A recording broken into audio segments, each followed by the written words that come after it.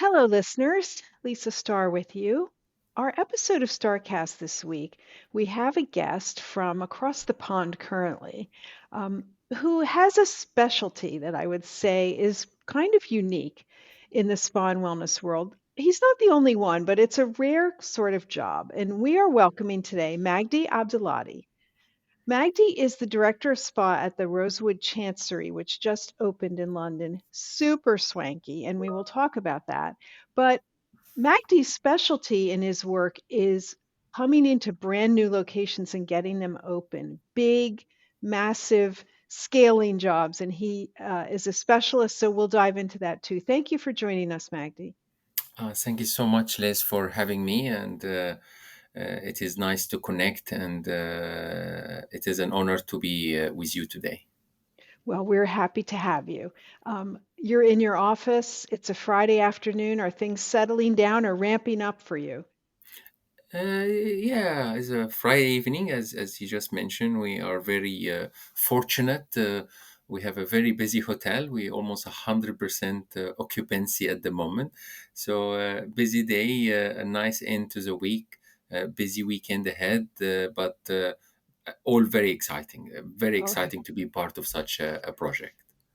So, Magdi, as I do with many guests, I like to start with sort of the backstory of you. And, I think it's interesting for our listeners to understand how we all got into these jobs in wellness. And your path was a little bit unusual. So tell us what you were doing when you were, high school, college days. Yeah, very interesting actually, and thank you so much for the introduction. And I actually start in a sport world. So I did athletics as a professional. I did high jump for almost 10 years of my life, and I was very passionate about it. I really wanted to be an athletics coach, and I And went and and you're being modest, aren't you? You were more than good at the high jump. I believe you were the Egyptian champion of the high jump, right? Yeah, I was the Egyptian champion under 18 years old and under Hmm. 20 years old, and I was playing for a club called the Ahli Club. It's the biggest club actually in Egypt, and it was fun. I really enjoyed it. I went to the sports academy, and my life was all around sport.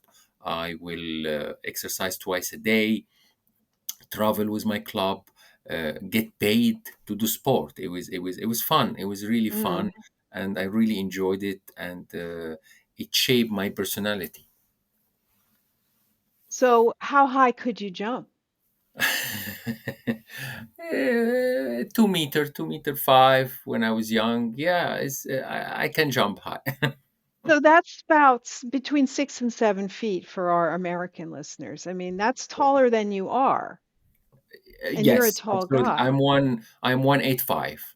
Wow, So amazing. Can you it's still jump high? I'm I'm 45 now, so my wife would like me to say I can, but no, no. No, probably It, not. it was fun, but again, sports is really good, and I try to encourage when you do sports, especially in a young age, and it really shape your future. It help you even now. Sometimes I don't have time to go to the gym, but you stay fit, Hmm. and it was an amazing time in my life. And yeah, and I went ahead and I did a sports degree.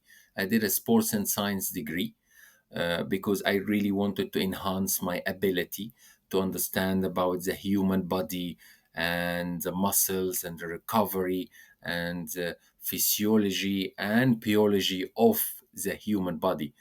And it was, yeah, I did my masters, and the plan was to be an athletics coach, but unfortunately, as you know, we all have responsibility, and in my country, football, as always, it takes the center stage, and most of the funding was going to football. So I was like, okay, I need to find a job to support Mm. myself. I'm very independent. I don't like to be relying on my family or someone else. I like to be independent. And I start looking for a job, and I was very, very lucky. Like literally just by luck, I find this new opportunity at the first four season in the Middle East and Africa at that time. This is was 1999, 2000. It was like wow, like no one known at this time. We didn't know what's for season, and at that time it was like the ultimate luxury. Was that in Sharm el Sheikh or was it in Cairo? No, this was in Cairo. This is Hmm. was in Cairo, and it was the first opening for four season in the Middle East and Africa, and it was an amazing property. It's called Four Season Cairo Ferris Residence, and 12 treatment room spa. This is Pretty 2000, big. Hmm. and no one knows. Like I didn't know what does spa mean, and even in my country or the Middle East as a region, the word spa did not exist at this time. So 12 treatment room spa overlooking the River Nile, it was like wow, it was breathtaking. So you got a position there as what? I got a position as a massage therapist. Hmm. So I studied massage as part of my one of my subject in university, and they said you will start from the bottom. You have a university degree, but you need to learn. At Four Seasons, they believe you really need to learn the trade from the bottom up, Hmm. and it was very interesting because they really invest in training. They have a very solid foundation when it comes to standard operating procedure and when it comes to training and philosophy. So it was nice to start with such a property, and I was very lucky, and I literally fall in love with hospitality, and it was love from first sight. I really enjoyed hospitality. I enjoyed working in spa. I love doing massage until I stopped doing massages until recently, because I believe is a talent. It's something Hmm. you have in your hand. You can be a manager, director, executive, but no one can take away this from you. It's like a football player or a sports player. Hmm. No matter, you still have this talent. So I enjoyed it. I worked for 2 years at Four Seasons, and it was an amazing experience. I met some amazing people and learned quite a lot when it comes to body treatment, massage. At this time, in the Middle East region, you will only do same gender treatment, Right. so male to male, female to female. So I couldn't really progress and learn more than just the body treatment and the massage. I wanted to be I was very curious when I was young. I wanted to learn about face. I wanted to Mm. learn about beauty treatment, the manicure, pedicure, waxing. I was just curious. I really wanted to understand the whole offering, not just, you know, just a massage. Even I was, thanks God, I was very good at it, so it helps. So I got this opportunity from a company called Fitomer. Hmm. So it was a new company, is a Belgium company founded by someone called Mr. Judois from Belgium, and they were just coming to Egypt for the first time, and they were looking for some new talent to learn to be a beautician. And I applied, and I met this lovely lady called Madame Françoise Serre. At the time, she was their executive educator, and she really believed in me, and she said, yeah, you will be the first man to be taught to be a beautician, everything from facial, mani body, everything. So I said, wow, yeah, let me do it. And at Four Seasons I thought I was crazy because no one leave Four Seasons. I Right. still have friends until now at Four Seasons, and said, yeah, you sure? I said, yes, absolutely, I want to open my mind, I want to learn something new. And this is one of the things I learn, and we will come to what I do now, and this would really have helped me. I'm not afraid of change. If I change my job tomorrow, I'm not worried.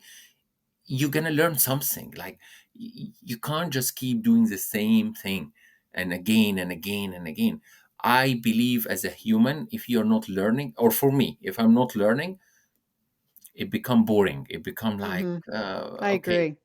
I don't wake up in the morning and I'm excited. So you went on this adventure with Fitomer. Where was that? Where did you have to go? So this was between Cairo and Sharm el Sheikh, because I spent 6 months with Fitomer, so I become a fully qualified facialist. So Hmm. I could do all their facial range for men and women. And after that, Madame Francoise, she moved to another company called Sutis. Hmm. And at the time, Sutis, it was like in Paris, they they don't call it a spa, they call it an institute of beauty. It Right. was like, so she took me with her. I went to Sharm el Sheikh at Sheraton Sharm el Sheikh, and I was given the opportunity to be a spa supervisor and to have my own cabin. And I was Mm. only doing facial at the time, and I loved it. I really And you loved were it. the supervisor as well? Yes, as well. So it was nice. It was a step up in my career, but in the same time, I really enjoyed this adventure of having my own cabin, only doing facial with female guests. So I start interacting with the other gender, so I can learn more about, not just male guests. So you have this, because it's different skin type, Hmm. different condition, different country indication, all of that. So it was really amazing for my experience, and I very much enjoyed it. And I love Sharm el Sheikh, beautiful place.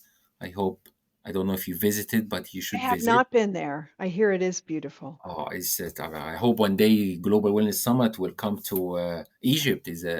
Is a country with 3,000 years of history, and I think Hmm. it will be an amazing one day in a place like Sharm el Sheikh. And yeah, and I spent some time in Sharm el Sheikh,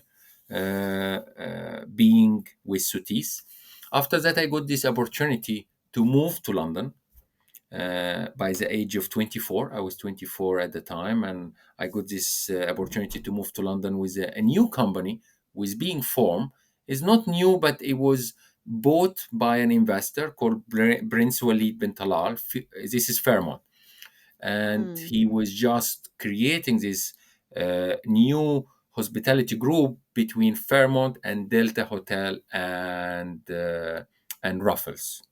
And he created this three group, and he liked to buy iconic building, and he used to be residence at Four Seasons residence where I start, and he bought the Savoy Hotel in London. Oh boy, that's a big So purchase. exactly, he owned, like at the time, he owned the Savoy, and he owns the Plaza in New York. He owns the Mm. Peace Hotel in China. He liked iconic building, and he wanted to have associate who come from Four Seasons background, Mm. because he owned George V as well. So Oh goodness, that's quite a portfolio. exactly, so I got this opportunity, and for an Egyptian, hardly we are allowed to travel because again the restriction on visa, so I couldn't really say no. So I moved to London by the age of 24, 2004, 21 years ago now. So I moved to London, and I start working as a spa supervisor at the Savoy Hotel in London before the refurbishment. And again, I didn't know what the Savoy is. But sometime in life, you really need to work hard and trust yourself, Mm. and just make the right choices. And when I came, everyone was saying, "Do you know the Savoy is the oldest hotel in the UK? It is an institution." I said, "Wow, amazing, good for me. I didn't know." Good luck for you to step into such a great position. Exactly. So how long were you at the Savoy, Magdy? Oh, I spent amazing 3 years. Amazing three Mm. years. Like Savoy is like literally helped me to settle down into the UK, into the London life. Uh, Helped me with everything. Really, it shaped my career and my foundation to the London market and the society itself, because Mm. you get to meet literally the top of the top when it comes to Mhm. guest, VIP, celebrity. So you really you get to experience a lot of different scenario and a lot of different, you know, type of guests that you will not be able to experience in a lot of different property. So it was really great. And after 3 years, they decide it was the biggest refurbishment in the history of England. They spent around 260 million to close the Savoy. They did a documentary about it to, Mm. to close the Savoy for the first time and for refurbishment. So I was, I didn't have a choice. So I moved to Intercontinental Group. So I went to work for Crown Plaza as part of the Intercontinental IHG as a deputy spa and club manager. And this was my first managerial position. Mhm. And it was fun. This is during the recession. It was Mm. 2008 is recession. It was very hard, and I learned a lot about membership, and we turned this place around, and we were making profit for 2 years during recession. I even got a nice letter from the general manager. It was fun. It was fun. I learned quite a lot as well. And after that, Savoy opened back in 2010, a famous day, 10 10 10, and they invite me to come back as the spa manager at the time. Nice. And And so you did, I'm sure. yeah, I couldn't say no. No. So So yeah, how many people were on staff? Like, what was the spa like when it reopened so after refurbishment? yeah, so the Savoy being the history is the listed building. So in the Mhm. UK, the listed Mm. building, this meaning is Can't do very much to them. Yeah. exactly. So it was very restricted. The spa is located on top of the Savoy Theatre, and originally before we closed, it was just one treatment room.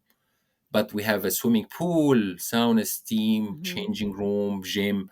But as a treatment facility, only one treatment room. So I designed two extra treatment room, and it was amazing opening for me. And I never done an opening. So at this time, this is Mm. 2010. I never done an opening, and again being the Savoy, and it was an opening into a Fairmont hotel. It will be a Fairmont hotel, and it was the first Fairmont in the UK before St Andrews. So it was quite a statement, and they wanted to have an impact. So it was a really good experience to do such an opening with such a Mhm. company. And I designed two extra treatment room. We converted different spaces, and we launched with a three treatment room spa, and it was very successful, very busy. And yeah, I spent another 3 years there with Fairmont, How and many it was years? 3 more years. 3 more years. So in total, 6 years, 3 years before Mm. refurbishment and three Mhm. years after refurbishment. And it was fun. It was really fun. But again, I wanted more. It's only three treatment room. Uh-huh. Sure. So how long before it reopened did they bring you on board? 2 years. No, 2 how long? years. Yeah, but for the opening, it was 6 months, 6 8 months. 6 months. Yeah. And so that was your first opening, but you had the brand behind you, the Fairmont brand. How much support did you get? I mean, you had, as you said, never opened a spa. How did you know what to do? Oh, very good question, actually, because at the time, Fairmont used to have a brand called Willow Stream. I remember Willow Stream. Yeah, and there was a lady, I can't remember her name at the moment. She was amazing. She was looking after the whole brand. She was a vice president And for McCall. Anne McCoy. Yes, Yes. absolutely. I met her in Bermuda. And yeah, lovely lady. So they do support you. There is a lot of foundation, but I was giving an empty laptop. Mm. And Mm-hmm. I remember my director of Mm. rooms. His name is Ronald, amazing gentleman. He worked for Accor at the moment, and he was like, "Welcome to the team." I said, "Okay." I said, "This is your computer, like nothing, like empty." I said, "You're not gonna tell me what to do, or Uh-huh. like where?" He said, "No, no, Yeah. we are here. We all share. It was an open office. We all, you know how Hmm. pre-opening. We are here to help you if you need anything, but you know what to do. I You're like, couldn't I reply really back. don't. Yeah, yeah, exactly. I couldn't reply back and saying, I really don't, Ronald, you know. But again, I believe it's all about if you the will, if you have the will, if you are Mm, willing to look for the information, if you are willing to find, solution, you will find.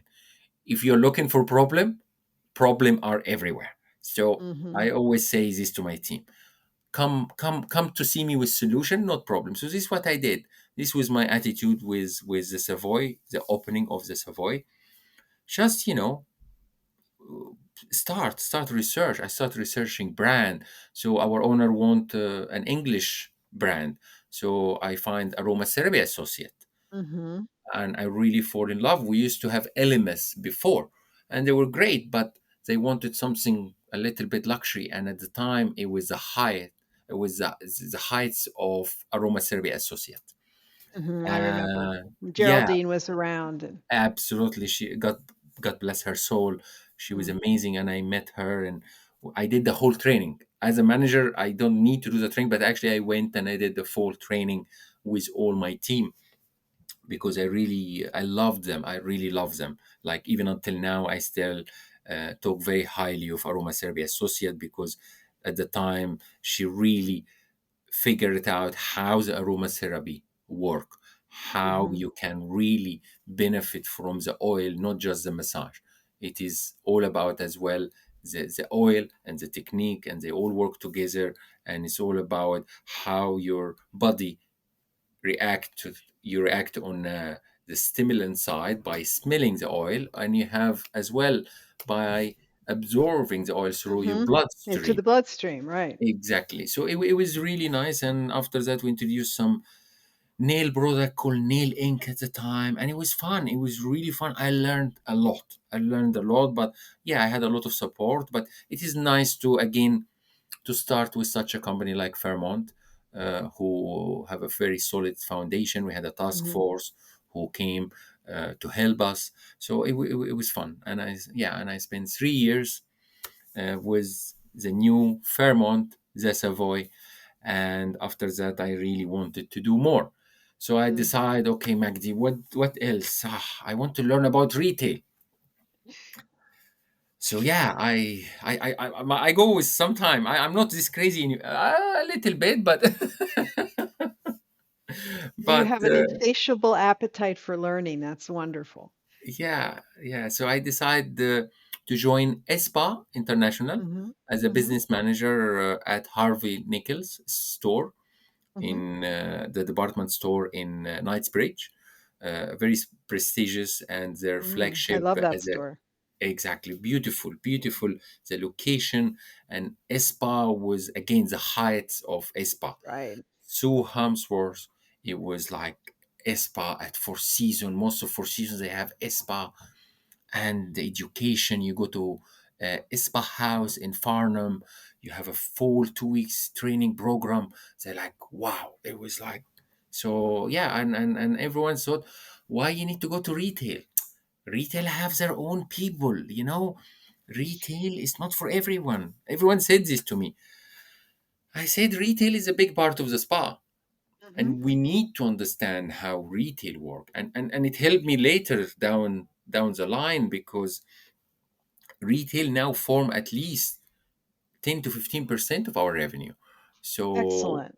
it is a huge difference and between achieving your retail and not achieving your retail. So I went with spa, and I really took it on board, and I had a very successful counter. We met our target every quarter, every year, a yearly target. But I'm not gonna lie to you. After 1 year, I was like, I miss the spa. Mm. I Right. really Right. I need to go back. And after that, this is where I joined Cowshed Soho House Group Uh-huh. for a very short Hmm. time. It was like a transition. They were great, but they have a different style, Hmm. a little bit different. Starting at Four Season create a psychological problem, if you call it, or like it raises your standard. It does indeed. So Soho House, they have more casual approach, Hmm. more and they are good at this. They're amazing, and I really like them. Nick Jones have created an amazing brand, and I was a general manager of Kausha Shortage. This is was the flagship at the time. Hmm. But when ESPA International came and said, "Oh, we told you to wait. You don't need to go to this fast. We have this amazing project called Mm. ESPA Live at the Corencia." At Corinthia, right. And it was like, and they said, this is what they call it at the time, the next generation of spa. And I was like, okay, amazing. Talk to me about it. They said, Yeah, sign me up. What is it? but they were like, 17 treatment room, 4 floor, 60 team member. I was like, Hmm. I said, wow, how can you make this work? I Hmm. said, don't worry, we have a very solid foundation. We have a 5 years plan. It is really, and Corencia as a company, they are really behind it. And we need people like you to come. And I started as an operations manager Hmm. in 2015 with them. And yeah, God, this is one of my turning point of my career and my life in general, because we I started there. I spent 8 years in total. We start with almost like 1.2 million, and when I left we were making 3.9 million. That's a big jump, almost four times. Yeah, revenue, we average around 100 treatment a day, 250 guests a day just visiting the facility. Mm. It become until now, it was the flagship for ESPA International, and it becomes for now, for London is a landmark, for a spa Hmm. facility is a landmark, because there is, at the time when it was opened, no one was brave enough to create such facility in the heart of London, because Hmm. you will only do this in the Bahamas, or Mm. in Dubai, or like California, like some places where it's not a city, it's not this busy city, where spa typically are like 7 to 10 treatment room Hmm. maximum. This is the standard. So it was a big gamble, and it paid off. But again, it took a lot of hard work, and we had some amazing leaders, and it was amazing. I remember visiting there right when it opened, probably in the first year or two, and just being amazed by not just the scale of it and the scope of it. Running an operation on 4 floors is not easy, as I'm sure you know. Um, but having the doctors, having the membership, the big lounge where you could get a meal. I mean, those were things that we had not seen combined with spa before, and it was a really interesting concept. I always call it is a monster. If you can survive Hmm. in London, they say if you can survive at Espa Life at the Corencia, you can survive anywhere. Mm, Because for it's sure. like a factory. 300 email. This is just a normal day for our team. 60 team members. So it was really, you learn. If you really need to learn about operation, you need to work in places like that. It shape you. It's a hard work. It's a lot of hard work and a lot of learning. You learn about big numbers. You're not dealing with hundreds. We're Right. dealing with millions. So your P&L, you need to know what you're talking about. You need to understand your cost, your payroll, your capex. We do a 5 years Hmm. capex plan. Hmm. We don't just plan for next year. We plan ahead, because is a massive operation. And the hotel, we run independently from the hotel. It's the only position actually as a director of spa in London that is executive level. So the Mm. director of the spa at the is an executive level. This is a sensitive subject for me, because I believe all the director of spa should be an executive level.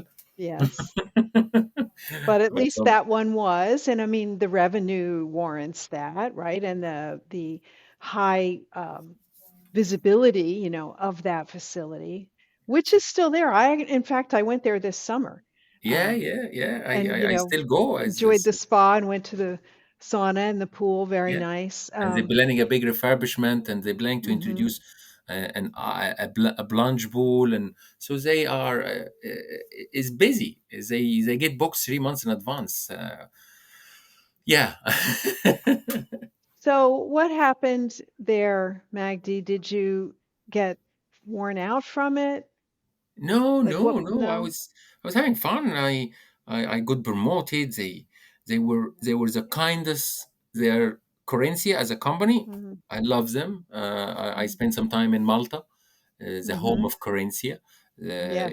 Is owned by the Bassani family. I helped open the Corinthia Palace when it was Mm-hmm. refurbishment during the COVID. Actually, I went and I spent time there, and I love the company, and they really look after you.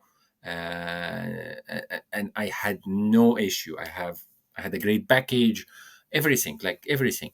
But I couldn't move anywhere in London because this is the biggest. So where else I'm gonna go? Like, Mm, it's the biggest. I have even some director don't have the package I have. So when they approach me, I was like, but I can't go down. I need to go up. And it was like, right. so I got this opportunity in the Maldives, Mm-hmm. and everyone thought I was crazy because I never Hey, but been the to. but the weather in Maldives is a little better than the weather in London. Yeah, but I never been to Maldives as a holiday. Mm, I never seen the Maldives. I don't know like what it looks like. What is working, ethics, or what is the country is like. And I have a wife, so so it was it was it was a hard decision to start with. But even my managing director at the time, Thomas Cox at the Coherencia, have helped me to make my decision. And yeah, thank God, until now during my career, I never regret any of my decision. And I took the decision to move to Maldives because it's the first well-being island in the Maldives, 38 treatment room, that's a lot. 65 team member, an integrated wellness and longevity facility in the middle of the Indian Ocean, Mm-hmm. where we offer everything from cryotherapy. Some places in Europe did not have cryotherapy, and in the Maldives, I introduced cryotherapy.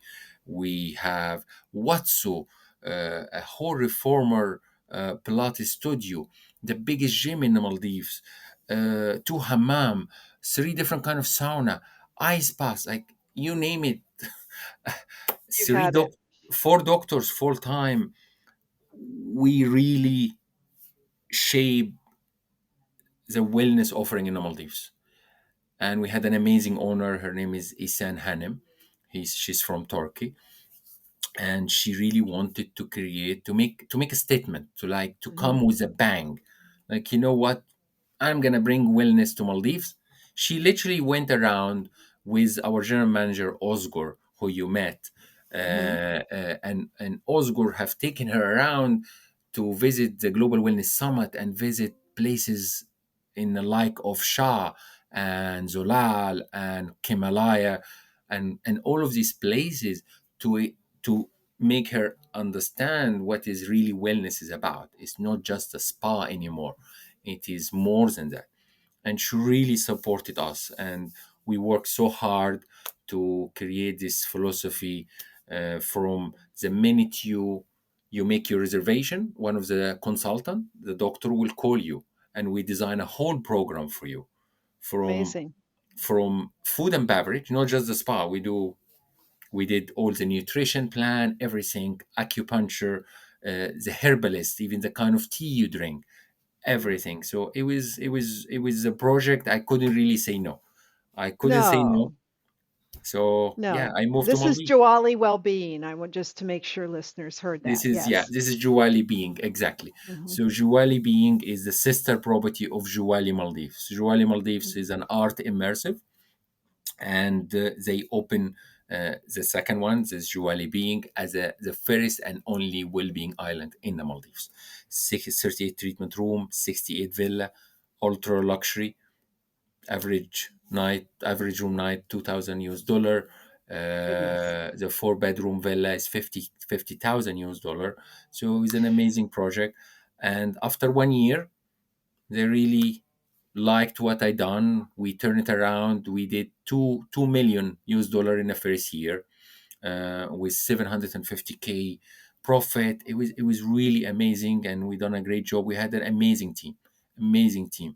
And Osgur was the general manager at the time, and he come from a wellness background. And I Mhm. wish we have more general manager and Mm. That managing have that director. orientation, right? Exactly, because he is extremely supportive, and he was, a big part of this. He, for him, is his baby originally, because he used to work with them for the old Juwali.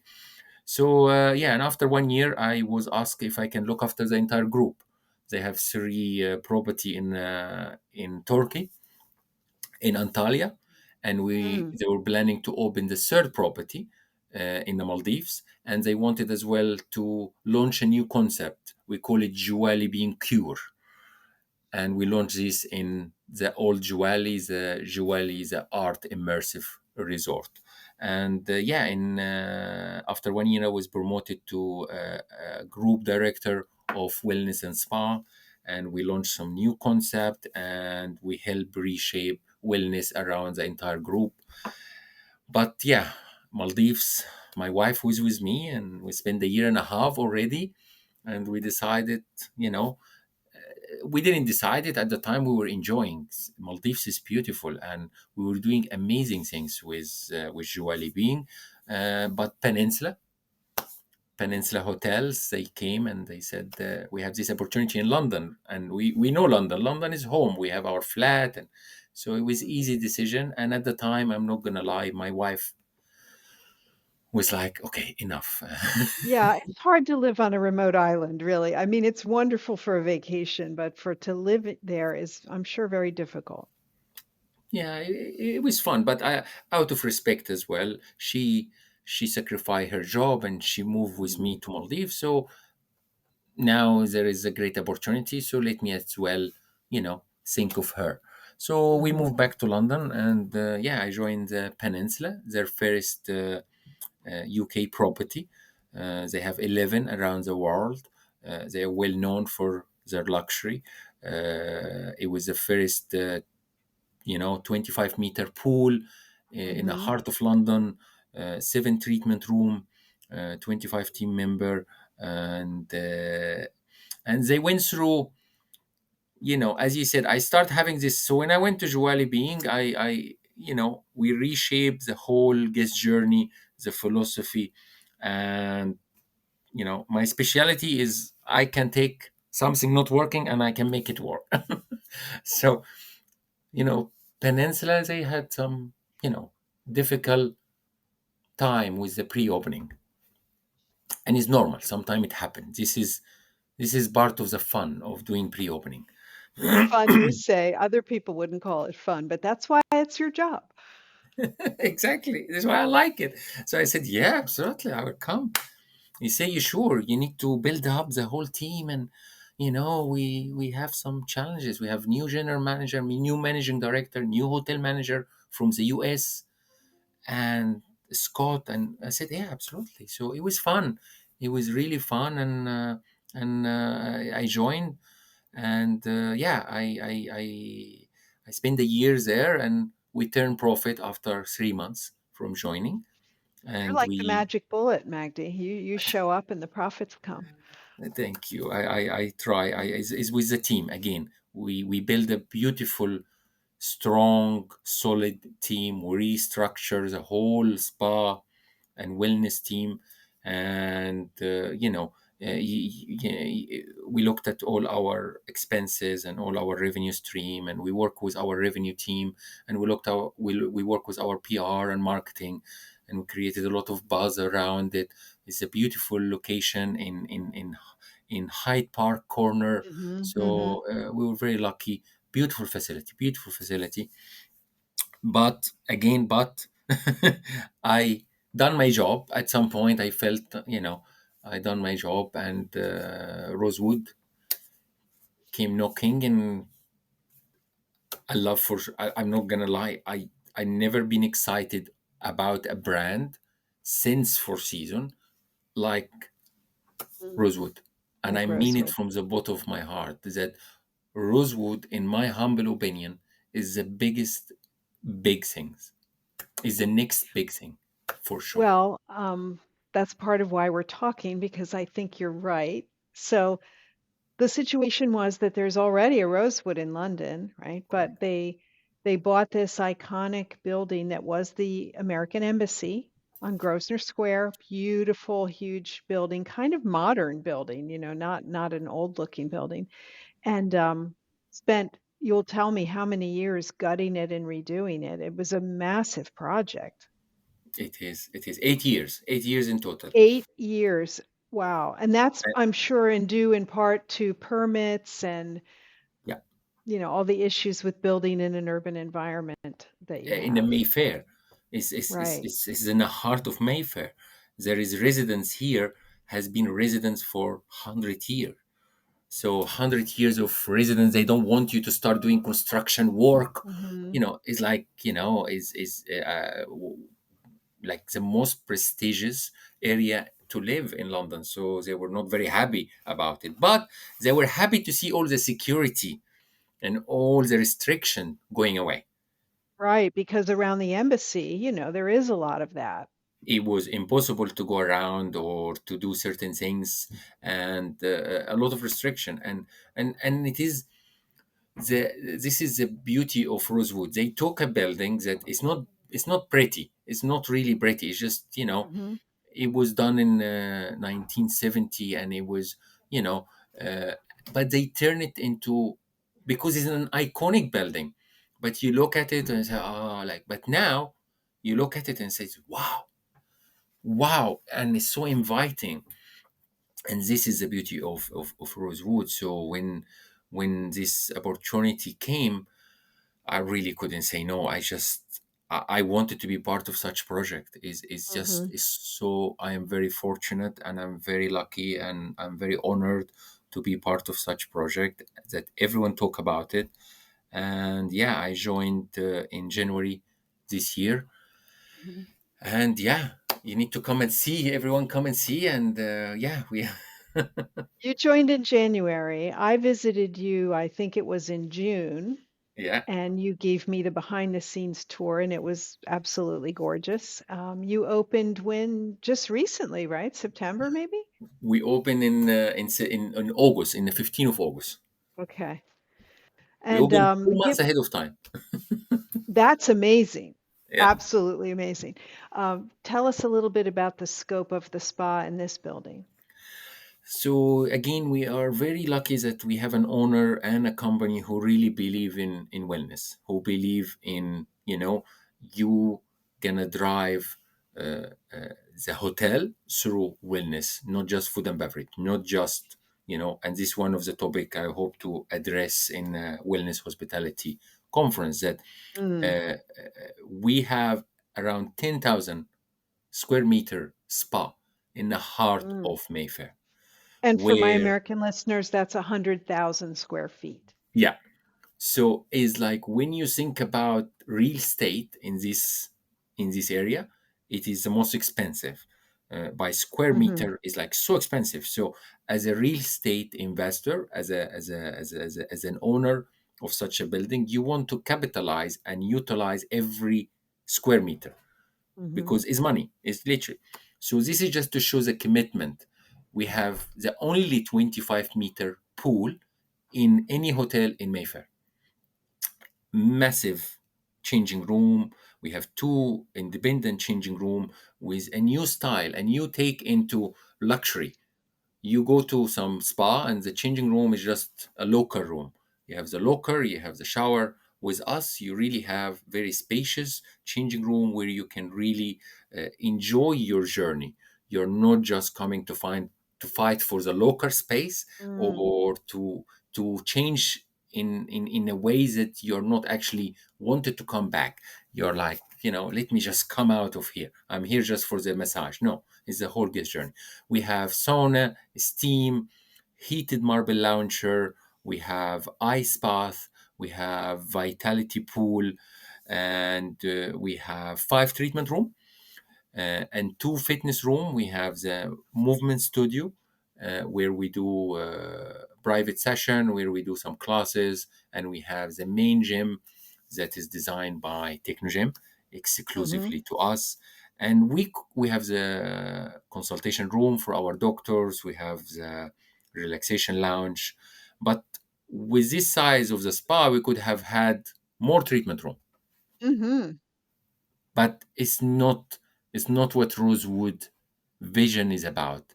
The vision is about the guest journey, and with the 5 treatment room we can still achieve what we would like to achieve, but without compromising on the other facility. And this Mm. is the vision. This is how we drive our occupancy. We are open for 2 months. Our occupancy of the hotel is over 65% on average. Amazing. We have achieved one of the most difficult things to achieve in London. Is we are the highest average room rate in London in And that's September. saying something. In September Uh, 1,600, and in October 1,750. The average room rate. Peninsula used to be the highest before we opened. It used to be 1,100, 1,200. So, and you can't drive these just by food and beverage offering or mm. just the rooms. Most of the hotel have an amazing rooms offering, but with our wellness facility, it add a very unique element. And this is why when uh, when I start thinking about this project, the design, every part of it, we wanted to have something exclusive. So I start looking from the design to the treatment menu to the gym. We went all the way to Italy. We said, okay, we want to have the newest equipment. We want to have the newest technology. Yeah, everything's. We went full in, and it was a journey. It was crazy busy for me, but it was a journey. It was a journey. And you joined in time to help with those decisions then, some of them, how Yes, to shape how it looked and the menu. absolutely. Like I was, yeah, I design everything, anything to do Hmm. with the wellness, and this is what we like about. Again, we have an amazing leaders around Rosewood. One of them is Emmanuel, who you know very Hmm. well. Oh, and one of the philosophy and the strategy, we at Rosewood, we don't dictate everything by corporate. They give Hmm. us the guidelines, they give us the approved supplier list, they tell us where to find things, but they let you decide, because it's your facility. Is You are the one gonna live with it. You are the one gonna make it work. You need to make it work. So we are very fortunate to have people with open-minded like Emmanuel, who understand very well wellness, and who very supportive, and as well as our leadership here within the hotel, Jessica as a hotel manager, and Michael, our managing director. And we have an extra part here. I look after new that I done in the past. Hmm. So we have a boutique, we have a retail offering, so I look after Hmm. retail in a hotel as well. So it's a And good thing you did get that retail training. exactly. You see, that's why I keep telling people, don't ever say no to a new Hmm. experience or something. You never know. So I have a retail manager who manages the retail space, and she reports directly to me. And we have 19 different brands within our Asaya boutique, and they all very exclusive to us. They are either exclusive to us, or they done a collaboration with us on a Hmm. specific item. So we have a big retail offering as part of the spa and independently from the spa, as well as the treatment. Plus, we have a partnership with an amazing doctor called Dr. Wasim Tuktuk, and he is an actual doctor who have his own clinic in Knightsbridge. He offer a full range of cosmetics procedure, from filler to injectable to IV drip. So we have three full-time doctors here at all time offering all of his service. Goodness. As I recall, Magdi, the retail space opened onto the street also, so you could actually function like a store. Correct. And this is why we have an independent retail manager who look after retail, because the store, uh, as a in the early stages of the design, we were thinking the guest journey start from the retail space. So Mhm. we didn't want to compromise on the guest journey. We didn't want to rent out this space because it's super expensive retail space. Mm. So it was a challenge, but we wanted to take the challenge, and we showed everyone that we can do it. In the heart of Mayfair, we have an amazing retail offering. A guest journey start from there. So we have an independent entrance to Asaya from the hotel. We have our own Asaya lift that it take you through the different guest floor. So yeah, it has been a journey.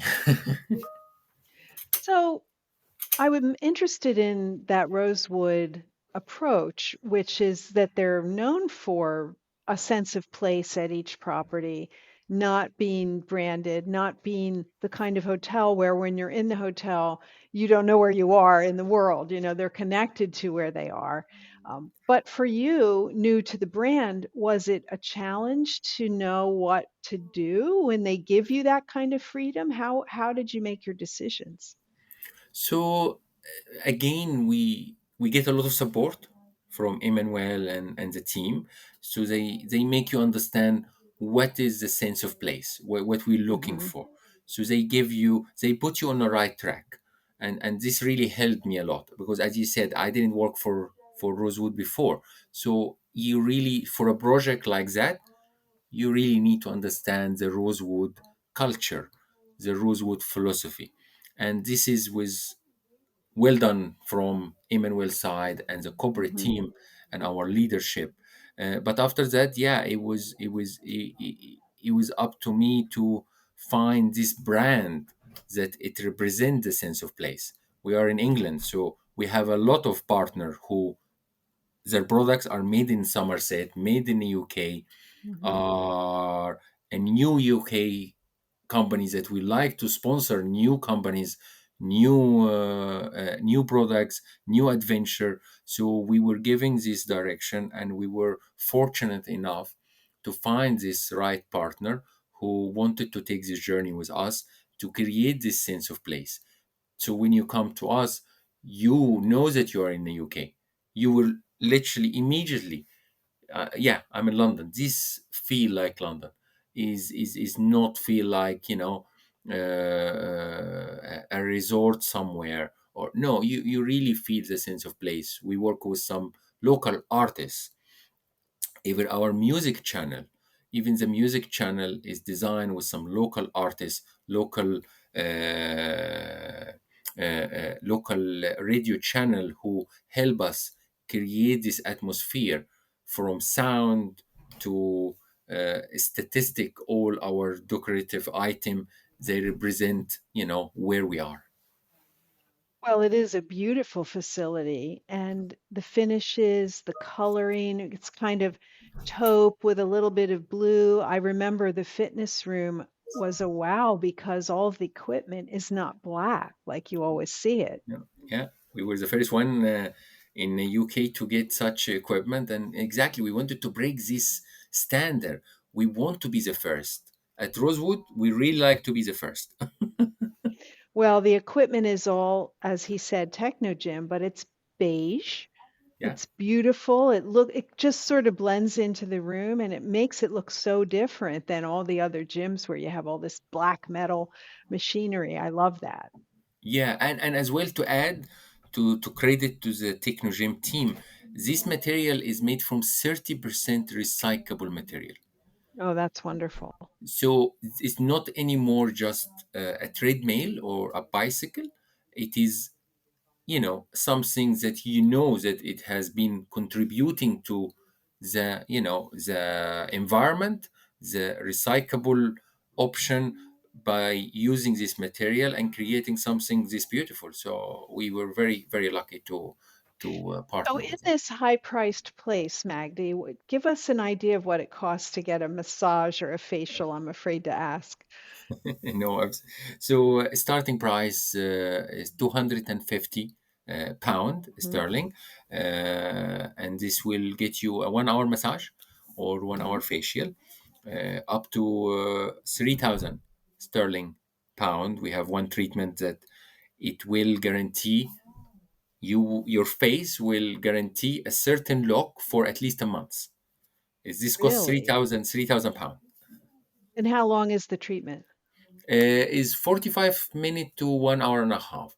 Is a Hmm. special technology from Korea, and it uses a very sophisticated machine that it really lift up the skin. Hmm. This is why it uses a special cartridge, and each cartridge, it costs quite a lot. This is why the treatment is quite Sure. expensive.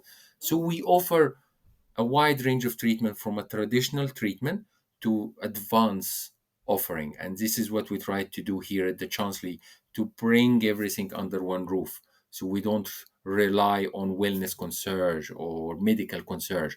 You Hmm. can come here and have your IV drip while you're having your massage. You can have, you know, Are treatments open to guests outside the hotel? Correct. Yes, we Hmm. open for outside guests, but they need to book a 90-minute and longer to be able to use the facility, and Okay. but not the gym. So the gym is exclusive to our For the members guests. Uh-huh. and hotel guests. I haven't talked about membership, but our membership, That was my next question. yeah. Yeah. So membership is a lifestyle membership. It's not a spa membership. So we look after you from day one to the end of the year. It's a yearly membership. We take upfront payment. We look after you from day one in a way that we design a nutrition plan. We do genetic testing for you. We do blood test. We do body analysis. We do everything in the beginning to tell you where you are at this point in life. And we help you through a journey, a 12 months journey, to achieve your goals, either fitness goals or nutrition goals or just a lifestyle change, you know. And it has been extremely successful. We already have 25 members, and it is not expensive. It is one It's of the not. highest. It, it it is expensive. I was trying to to sell it. Give us a sense of how expensive it is. It is so starting price from 15,000 a Hmm. year, up to 37,000 a year. Hmm. Different level, different kind of programming, but it's well received because it offer a value for money. There is there is a big difference between being expensive and being offering something that is it has a value, you know. And this is Very what it is true. well exactly. So we really, most of our members, we have a waiting list because they can sense that we are not offering just someone to come and use the facility. We offering more than that. So, Magdi, I mean, you've been through all of these openings of major facilities in the wellness world, things that are upgrades and new. What makes you so good at that? And are you going to be looking for the next one in the next year? I mean, are you a restless soul? Just tell us a little bit about what drives Magdi. Uh, so I love Rosewood. I need to take this out of the, like, I really love Mm. Rosewood, and we have as Emmanuel will be able to talk more about that we are opening hotels literally every year. We're opening 5 to 6 hotels in the next 5 years, around 22 new hotels. So That's for a now, lot. my my my my uh, my plan is with Rosewood, and I'm very committed, and I feel there is a lot to do still with Rosewood as a Hmm. group. So this is just to take this out of the way. But what drive me and what's make me like that, it is a commitment. Like I am committed to Rosewood because I really can feel the commitment from them to wellness, to changing, to redefining wellness into hospitality. L- Physically, not on theory, not on paper, not on talk like, oh, we will do that. No, they literally committed. And this is what's driving me at the moment. And what make me good at my job is is a passion. You need to be passion. You need to Hmm. be passionate. You need to have the passion to do what you do. When I go for a holiday, I and I mean it, and I don't mean it in, but I sometimes I feel it's too long. It's like when I'm gonna go back. I'm looking forward to go back, and this is the kind of feeling I try to pass it on to my associate, to my manager, because by doing so you really, I do research, I look for new technology, I travel to a different exhibition, different conference, wanted to learn either from people like yourself and other provider. And the only way to do this if you love what you do. And we are in a feeling business. True. This is what I like to say. We are not in a service business, we are in a feeling business where we change our guest feelings. They come stress and they Hmm. leave relief. They come tired and they feel, comfortable, not tired anymore. So we are in a feeling business, and this is really, in summary, this is what drive me, and this, I hope, this what make me. But again, the experience and all the company I joined before have been a big factor on who I am now. Oh, for all of us, right? We're all a sum total of all the parts that have Correct. gone along. Going back to the beginning for you in sports, how do you think that your knowledge and training and activities in a sports have given you structure to do this job? How did that help? First, discipline, for sure. Hmm. When you Hmm. do sport, you need to be a disciplined person. You need to, be structured. You can't succeed in sport, by waking up late or Hmm. not not doing the work. Like, you need to put in the work to see the result. So this is have really helped me, as well as my, because my sport, I decided to go and do my sports and science degree. So it really made me understand the human body. So when I, you know it helps when you are a director position, when you are in a leading position where your team is looking up to you. You need to know what you're talking about when it comes to, the human body, when you're talking to a guest about a challenge they have. And really, as well, combining this fitness background with the spa background, I think I really recommend. And me doing the retail as well, I now encourage, someone into spa. I say, be interested in a fitness, be curious, be interested in retail. You need to have this knowledge. They are not separated, they are all together. Oh, and it's amazing that you took the time, early on to learn to do massage and skincare too, and the other disciplines. I mean, you're a very well-rounded spa professional, that's for sure. It's very kind of you. It's very kind of you, Liz. I was lucky. We all Oh, need I some don't luck think it was sometimes. luck. I think it was passion and drive. So good for you for reaching this current role as Director of Spa and Wellness at Rosewood Chancery. And thank you again, Magdy Abdelaty, for giving us some time on your Friday afternoon to tell your story. I look forward to seeing you again somewhere soon. I am extremely honored, and thank you so much for your time today. And it is a pleasure, and always a pleasure talking to you, Liz. And you have been a great influence, and we are so lucky to have people like you in our industry. That's very kind. Thank you so much. Thank you, Liz. Thank you so much. Hope to see you soon. You too.